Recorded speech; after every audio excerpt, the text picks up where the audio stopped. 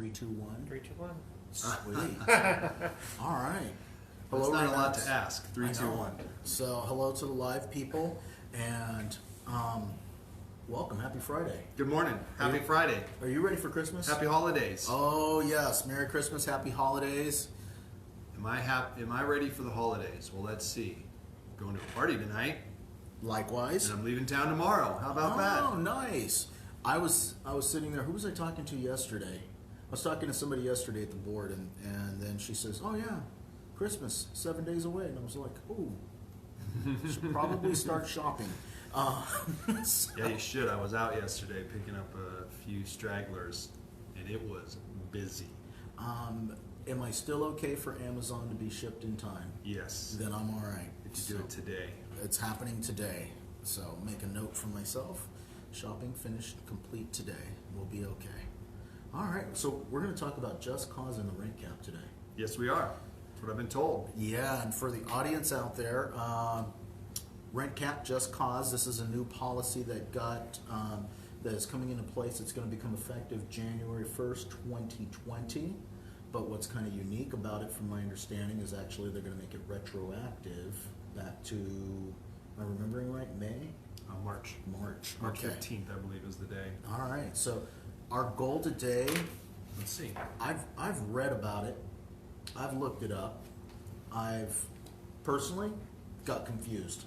Yeah, welcome to the club. Okay, so I'm not the only one. There's a lot of confusion behind this. I'm not sure if that was done on purpose or not, but I think it's going to lead to a lot of questions and a lot of misunderstandings come January 1st.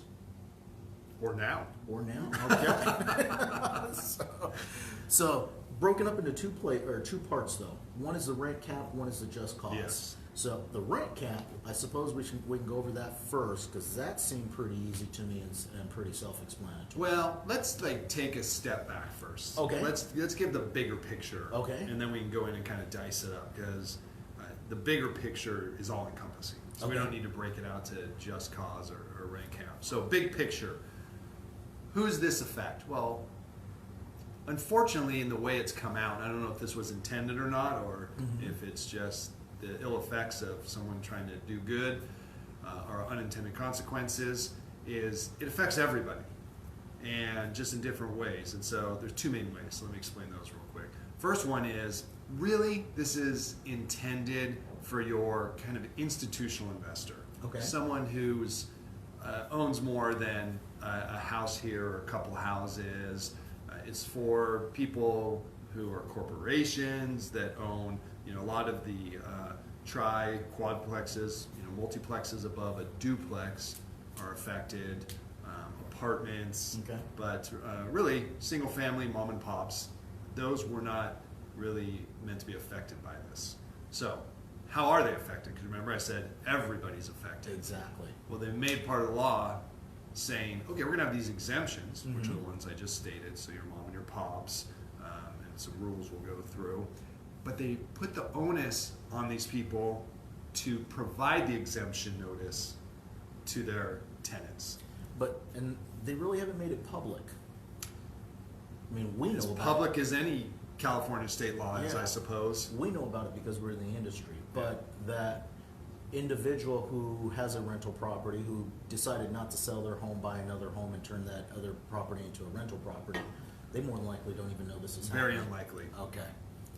Which is going to lead to some problems. Yeah, definitely. So word needs to get out. Yeah. Okay. So if I'm understanding correctly, if you're a corporation, there's no way to get out of any exemption Exactly from right. this. And what about if you own a duplex or a triplex? Is that as well, or? So duplexes, as long as a unit is owner occupied, Got it. from the start of the lease throughout the entire lease. Okay. So you can't move in, get a tenant in, and then move out. Okay. You've got to be there the whole time. Then you have an exemption. Okay. But triplex is up, no exemption, got to abide by the laws. Got it. Yeah. So good to know. So really what we're going to talk about a little bit today is if you are in a position to be exempt, Yeah. maybe how do we accomplish that, and what are some of the effects if you don't accomplish it, and I guess both sides of that. Yeah, so I'd say be prepared for a lot of my understanding is, as opposed to this is the way it is, because it's very complicated, Okay. and there's a lot of gray areas. Gotcha. So we'll guide everyone to the best of our ability, but the minutia of it, especially for instance the institutional investors, the corporations and whatnot, we're not going to go through minutia. You know, there are different rules that apply to different segments of those people, but that's not what we want to do here today, right? We want to really help those that we think we can help, which Absolutely. pretty much is going to be people that need to get that exemption. Correct. Now. And this is also education for the agents as well. There's a lot- Absolutely. It's So how do you do that? how do we get educated? No, that's that's part of what we talk about, Yeah. right? Is so okay, great. You've given us all this information. Well, what do I do with it now? And can I do anything with it? Thus far, I've just scratched my head and said, "Huh." So, which trying to get beyond that. Well, the good news is I did look up a few things about LA rent control, and in many ways it mirrors what California has done. Okay. But nowhere near to the onus that LA has. And you have to keep in mind it's only parts of LA. It's not every area in LA, but many. I mean, the fact that they're looking for the institutional investors is one of the things about the LA one. However, they also have these boards that govern how much landlords can raise the rent each year. They make the decision. Hey, okay, this year no more than 2% or whatever it might be. Right. So we're going to find that, you know, here where we don't have rent control outside of what the state's done, that's not really the case. It's a lot easier to understand. Okay. And also, there are no inspections or complaint board where tenants can go and say, hey, this landlord isn't keeping the property up, or this or that. And in LA, they can do that, and they actually have to go into hearings, and you know, it can become very onerous. Okay. So the good news is that it's, you know, they could go a lot further with this, and they haven't. Are we happy they've done what they've done? Well, I mean, that's up for each individual to decide. Absolutely. So, let's take it from the perspective, I'm the landlord. It's end of December, coming up on January. Quite honestly, it's as a landlord and as an agent, you should be reminding your landlords at this particular time. This is a great time and a great opportunity to go into the properties, do that annual inspection, check on things, check on your carbon monoxides, check on your smoke detectors, an overall visual of the property, and just making sure that it's up and running. And then at this point now, if you're intending on creating the exemption, now's the time to do it. Correct. Okay, so let's talk about how that looks and exactly what is it protecting. So creating the exemption is really just saying these new rules are not going to apply to me. Yeah, by the way, tenant, if you've heard about this rent cap and just cause eviction, doesn't apply to you. And so it's interesting because you're coming at this conversation from a strange angle, right? You're trying to tell them what they can't do. So you got to be, you know, cognizant of that. But yeah, it's what needs to be done. So law was passed this year. CAR tried to get, you know, up to date on it. As we know, there was an interim form that went out that, which right now we're saying do not use that. If anyone out there in the real estate world is still using the interim form, stop right now. As of the 16th of this month, they put up in Win Forms the new form, which is much better, and that's one that you need to be using. And all right, lost my train of thought there. That's all right. Oh, so I was going to go into the dates. So, passed this year, effective January 1st, but the landlords have until July 1st of 2020 to get this exemption signed. Okay. So, oh great, we have time. But I'm going to say no. I'm going to say you need to get on this right now and get this taken care of. Depends on, you know, how many units you have, how hard the tenant is to locate, and you know, all that good stuff. So throw out a hypothetical just so I can make sure that I'm understanding this correctly. Say I have a tenant in the property right now, and let's say I raised the rent last month in November. I raised the rent by 10%. And so come January, if I don't file the exemption with them, I actually have to revert back to what it was before, correct? Because since it's retroactive back to March, I'd be violating the rule at that point. That's correct. Okay. So the way that played out was they passed this law, and then it had these pretty immense unintended consequences. And I thought it was very interesting reading some articles and things to find out how many landlords actually have their tenants at these very old and below market rents. That was exactly my point. Yeah, so it's like, oh my God, the big greedy landlord. And I mean, there are some, right? The word slumlord isn't out there for no reason at all.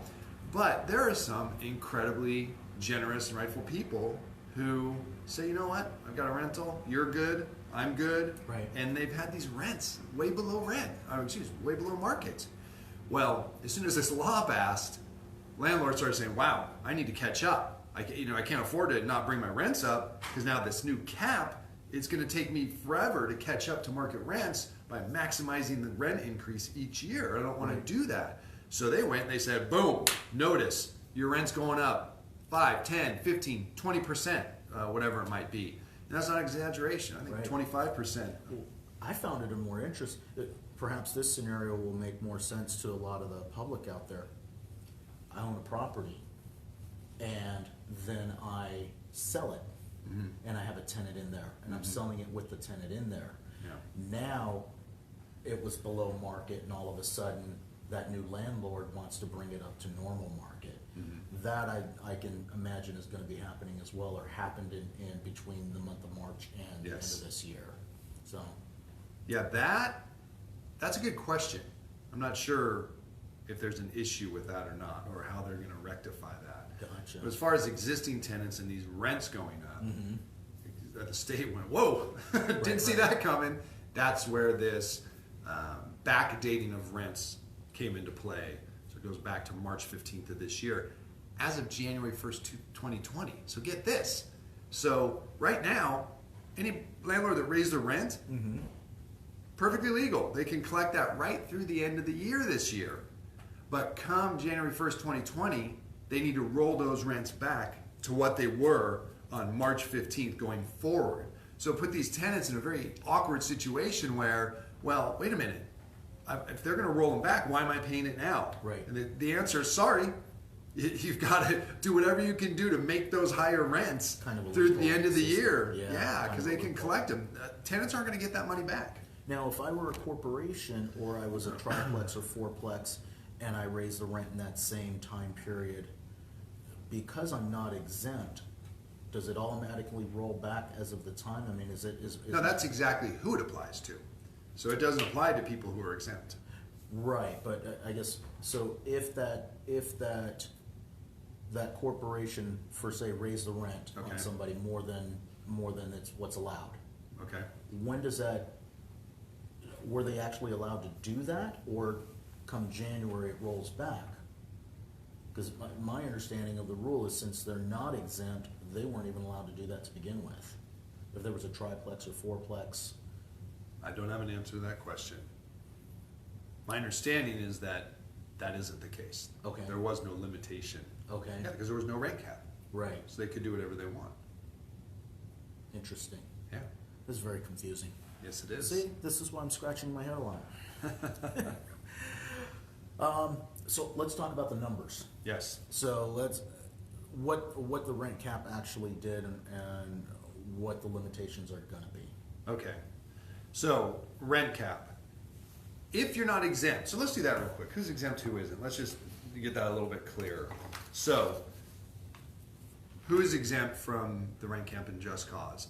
It's going to be your single family residents and condos, as long as they're not owned by a corporation or in a trust or an LLC where one of the members is a corporation, and they're provided the exemption form, then you're exempt. That's the key part. You are not exempt just because you fall under one of those categories. That's right. You need to provide the form. But get this, there's two categories where you are exempt and you don't have to provide the form. Awesome. Yeah, right? Okay, that makes sense.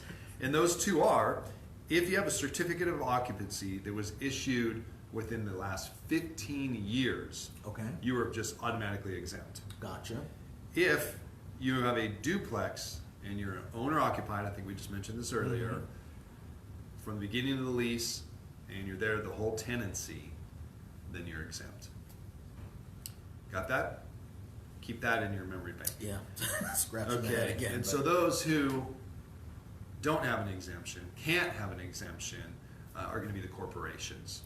And so, I mean, I think the theory's there, right? It's like, hey, we want these corporate people who really, you know, I have a note here that around 2008 during the Great Recession, these corporations came in and they bought up a lot of housing inventory, stock. correct. A lot more than it was previous. Previous, it was a lot of apartments, maybe Right. some condo buildings.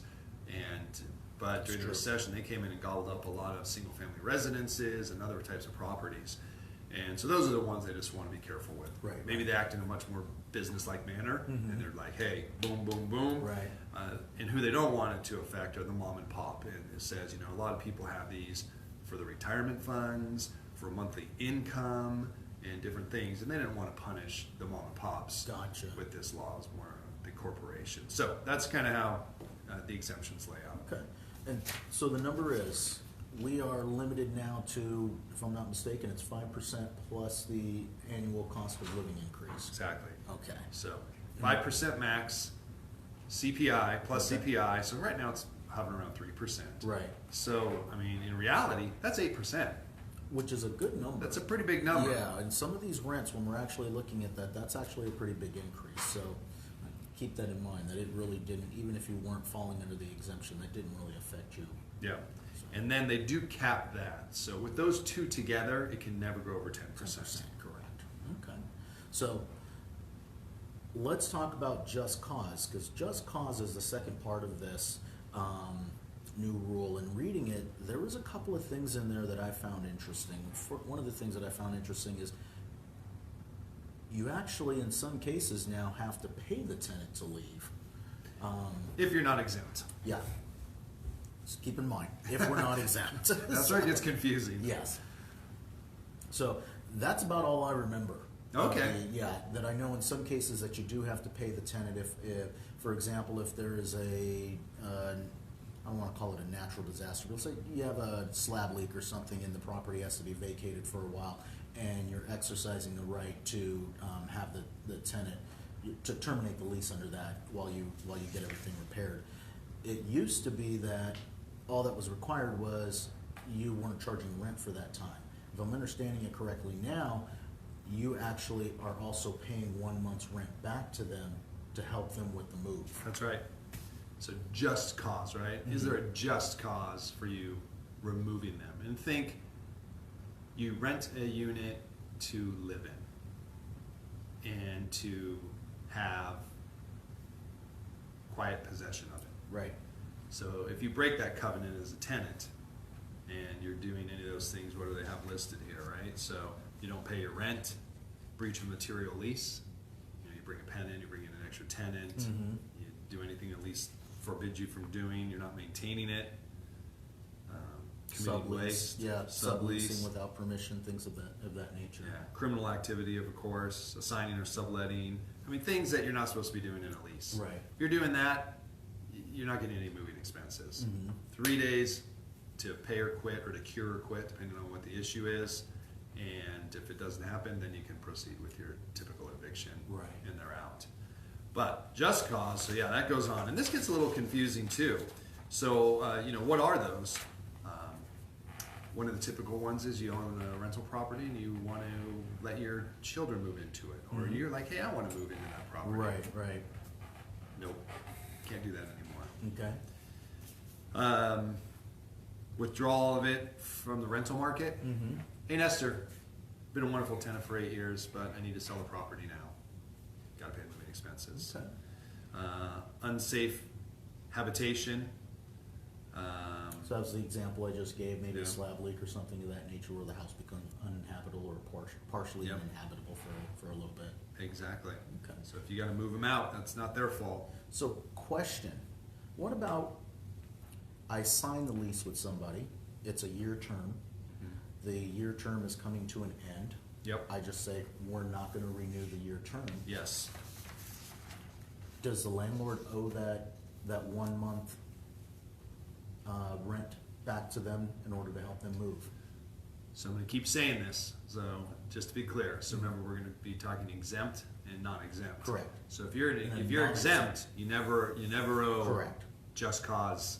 I'm referring to the money. So non-exempt. the non-exempt, 1 year lease, and you're like, no, we're going to go ahead and just lease to somebody else, which up to this point of this law, you had every right. Right. No, I agreed to rent it to you for a year. I'm done. No, there's no problems with you as a tenant. I'm just choosing not to renew your lease. Right. No problem. Today, pay my month's rent is moving expenses. So just so we're clear, everybody, what that means is you've really signed an 11-month lease with them. They're in there. No, because you're not getting the money. They're in there for 12 months, but you're getting 11 months worth of rent. Yes, So, that's 100% correct. yeah, so keep that in mind. And again, one of the things that's really important to understand is whether or not exempt or not exempt. And I think where this is going to become a real big issue is just the fact that a lot of people are not aware of this, and that time period is going to pass. Yeah. And we're going to find a lot of situations where people have not filed the exemption and are going to find, this time next year, we're going to find ourselves, I feel like, in an interesting situation when people are terminating leases and things of that nature of, oh, I never got that form.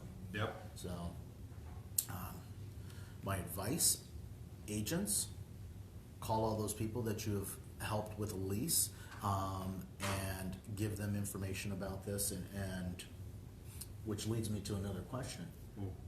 Yeah. Go ahead. I was just going to clarify that too. So if you do a 1 year lease, non-exempt, and you get to the end of that lease, and you say, okay, I'm going to like you, Mr. Tenant, to sign an additional 1 year lease now if you'd like to stay. And by the way, we're going to increase the rent 5% plus CPI. Let's say it's 6.5%. If they say, nope, don't want to do it, you issue your 30-day notice, no moving expenses paid. Interesting. Because Why is that? What's the Well, what's you the haven't logic changed the behind that? terms of the lease. You've simply went along with your right to increase the rent as you're allowed to Gotcha. each year, Okay. and it was their choice not to sign that. Okay. All right. So now, what if it turns into a typical month-to-month situation, which so many of them do after? Gotta pay. Okay. So month 14, 15, 16, all of a sudden you've changed it, and you're giving them their at that point it would be their 60-day notice. Yeah, You're still also paying them 30 days. correct. Okay. I heard a beep. I heard two beeps. So we're having technical difficulties with some of our equipment. I'm sorry, you had a question and I walked right over it. So That's I don't know if okay. you remembered it or not. It'll come back to me eventually. I remember my question. So my question was, if we're in a situation as an agent where we are going out and we've contacted our past landlords and let them know about what's going on here, how do we help them? Got it. Well, first I'd say, not only should you be contacting your landlords that you've done business with, because that's what we do, keep them informed, but why not cast that net a little bit wider, right? Right. So from a marketing perspective. Marketing perspective, hey, are you familiar with this? Yeah. Absolutely. We'll go deeper into that, but Okay. as a little side note. And so what do you need to let them know? You need to let them know that this needs to be delivered, and you need to give them the details. And then the agents need to decide, how you want to be involved in that, right? We know when we write leases, we help a landlord do the lease. Once that tenant moves in, the lease is executed. Our job's technically done. Correct. I think from a customer service and a smart business person perspective, if that's the mentality you have, that's problematic. But legally, that's the case. So we want to go in there and help them out. We're suggesting that this is something that you can certainly help and say, hey, I'll do this. And we suggest that you do it for a fee. Okay. There's liability in everything you do when you're writing contracts in this industry, and not to mention your time. So that brings up a very good point. So, I mean, at the point that you are actually helping them and you're creating this form for them, you are recreating an agency with them. So what you're actually going to do, is you're going to change the tenancy is what you're doing. So Right. we can get into the details of that about how you go about doing this. So yeah, you're not just giving this little notice, hey, by the way. No, you're saying, hey, your lease has changed. Right. Now, also, I know it's going to happen. Don't do it, please. You've heard it here. What about just Here, landlord, here's a copy of the blank form. Go ahead and take care of it, fill it in, and give it to your client. Who's Very going to get good in idea. trouble? Yeah, bad idea. So come, June 2021, tenant moves out, gets hers month's moving expenses, and the landlord says no way, but they go to court and they get it, and they say, well, why do you even think you have a right to that the tenant doesn't have a right to these moving expenses? Oh, because of the form my agent gave me. His name's whatever. Guess what?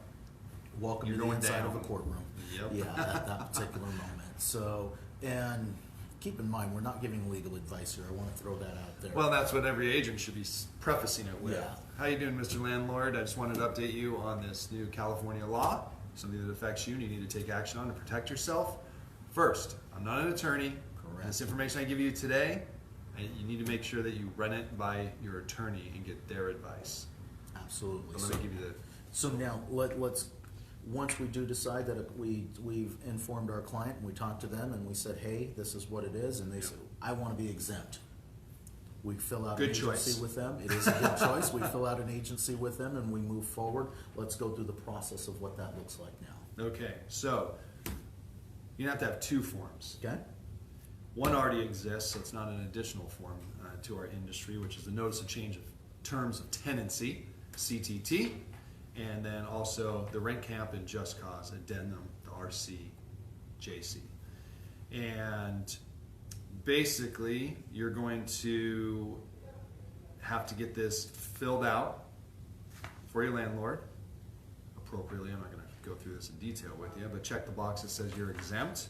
And then it's going to need to be signed by both the landlord and the tenant. Makes sense, right? We need to have Right. acknowledgement of what's going on. So how do I go about doing that? Oh, I'm sorry. And then you need the change in terms of tenancy. And this one actually has the Just Cause and Rent Camp right on you. You can just tick this box showing why you're making the change. And then this kind of glues this notice to their existing lease, right? Makes that connection between the two. So you created a question for me.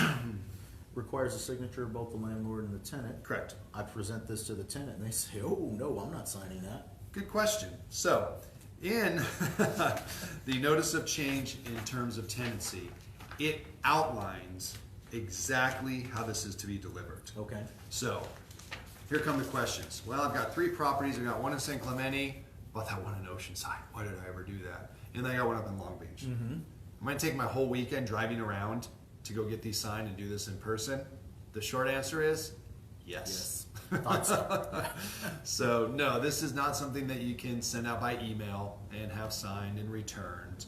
It states explicitly right here on page 2 of the CTT how you're supposed to do this. So let me hit on this real quick. Absolutely. Just give it a real quick one. It says, if this notice includes any change of the terms other than rent, then to comply with the state law, service attempts must be done in the following order. And they outline them. A1, B, and C. Those are your choices. So what's A1? Personal service. Hi, Mr. Tenant. I'm here to deliver this notice to you. I need your signature on here. Here's a copy for you. If you have any questions, let me know. Thank you. Right? That's best if they're there. Right. To make that happen. And I think that's probably the case for most. As much as we talk about it. Correct. Not the typical tenant's not going to be dodgy. B, so if you can't get them personally, you knock on the door once or twice and you're just not getting a hold of them, then you have to go to substitute service. So this is where someone else answers the door that is of age or is at their place of business, someone that can take service for them. For them, correct. Again, it's in person though, Right. so you got to remember that. And if you don't know where your tenant works, there's a high probability of that, and you're not getting them at the door. I hope that doesn't happen. I assume you're making a call ahead of time and letting them know you'll be by. But if they are being dodgy, then you have to go to C, which is, what's it say here? Posting and mailing. So Kind of like a 3-day notice. 3-day notice to take Exactly. So you can do that. You can ultimately put it in the mail. Probably want to get return receipts, something that's going to give evidence that they got this, and then post it conspicuously on the property, typically right there on the front door. But you can't do that until you've attempted the other 2 ways. So how do you prove that you did those? Take a picture make a note in a file, something that you can point to. Right. Judges love that. It's amazing what having written something in your file that says, this day, this time, I tried, no answer. You show good notes. Correct. Goes a long way in a judge's mind. I'm going to call that for all us old school agents. I believe it's called the communication log. Yes. So unfortunately, so often we get away from it and we don't make those notes of the communications that are going on. And again, It's a lifesaver. When a situation comes up, how much weight that carries is tremendous. It's so overlooked, unfortunately, in our industry. And do a communication log. That's all I can say. It used to be, right? You'd open up your file and it'd be right there. You could Right. be handwriting it in. So that's really not the. Well, maybe it's the case, but I'd suggest maybe, a Google Doc or Right. an Evernote document, and just keep one of those for each one of your transactions. Absolutely. And I know it. I've been there. You feel silly. I'm really writing this here. Right. Believe me, it holds so much more value than you have any idea about. Absolutely. But I want to go back. So let's say the tenant Excuse me? Say the tenant doesn't want to sign this paperwork. Okay. Is the exemption still enforceable? Yes. Okay. You're So gonna- it's really, they're acknowledging they're receiving it, not agreeing to it or disagreeing to it. Yeah. Okay. Make sure, what do we do? Make note. Absolutely. Right on the document and in your communication log. Visited the tenant December 20th, 10 a.m. Document delivered, refused to sign. Right. Can't force somebody's hand to a document. All right. What else do we have under this? I think we've covered it pretty clearly. Yeah, a little disjointed, but I think we've gone through it.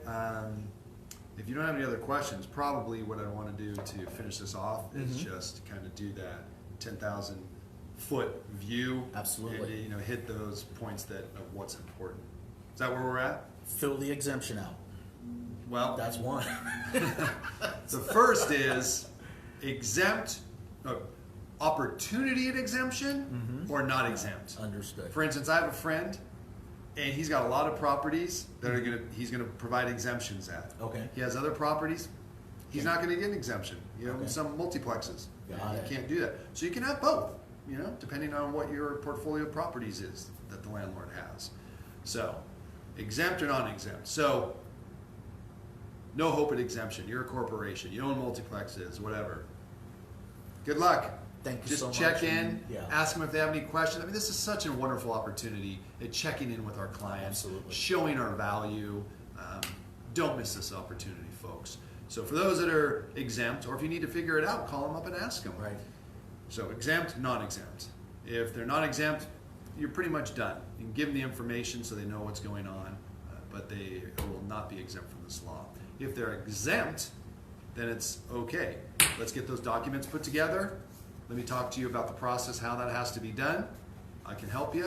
I'm charging $100 per property to do this, which is going to be filling out the forms and having you communicate with the tenant for a time for me to get over there, or whatever it might be, Right.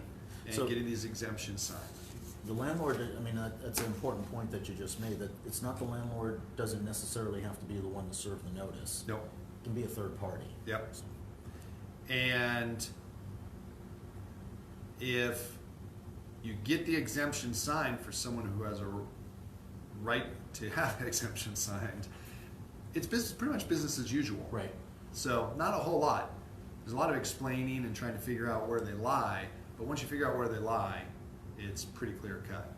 Business as usual for those that are exempt, and for those that are not exempt, then you'll go through in the detail, and you'll just give them that preliminary Right. information and understanding. Here's my understanding of how the law is going to affect you, but before you sign any more leases or anything, I Right. suggest that you take this by your attorney and make sure that you're compliant with all of these laws.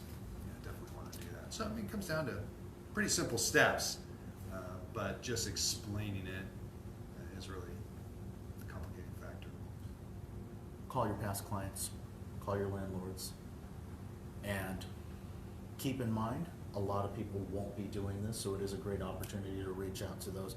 And for us, our public records do show us actually where the landlords are in a lot of cases, so reaching out to a landlord, if you've got a geo farm and there's some rental properties in there, make the assumption the other agent won't do that, and there's an opportunity for you to provide some value to that particular client, or potential client, and let them know about the rule and see if they need any help.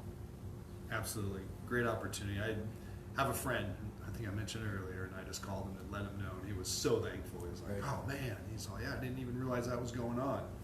So, see, the month of December, happy holidays, and oh, by the way.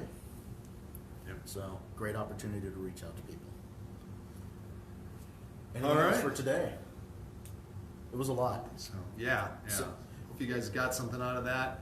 We're here. If you need to get some clarification on any of the details of this, by all means, Let give us us a know. call. Absolutely. We'll be happy to go through it with you. We've been pouring through it, and we'll continue to pour through it, as the months go by here until it becomes part of just what we do. Exactly.